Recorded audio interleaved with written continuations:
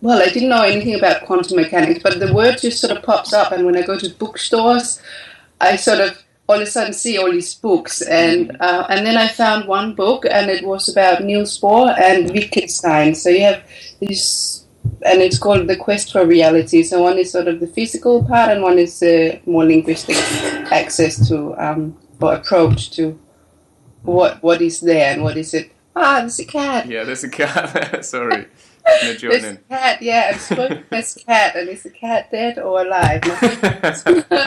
um, yeah, so, and then I started to read that, and then I realized in this book that although it's about quantum physics, which I don't really get, some of the questions are the same, like about this point of perspective and what is it we actually see, and what kind of knowledge do you need to have in order to make up an image of what you see. So yeah, so although it's different fields, it's Yeah. kind of same questioning.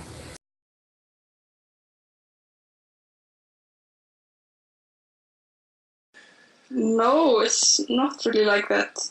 Or like we don't have to necessarily have a question in mind. Okay. But it's really different between some people are really focused on that. Yeah. And it's tricky. But of course you always have more answers, I think. Yeah, there's like always new answers or questions. hmm So when you say answers, you mean that there's new opportunities or new actions that you can do? Yeah. Or like, I think the most interesting thing, for example, when I'm presenting a work or talking about the work, is what conversation comes from the other people.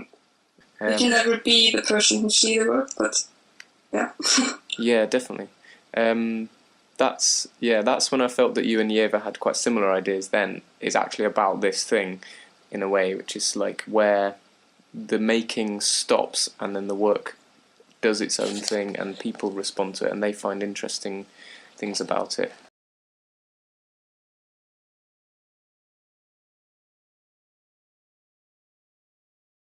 Yeah, I thought, well, okay, I had the thesis, so I knew I was not going to look at it while that was happening, but then some of the questions, not in the first part, but the second part, which I had sort of looked at, Yeah. it's sort of questions I avoid. So I thought it was a good opportunity to look at them anyway. Yeah.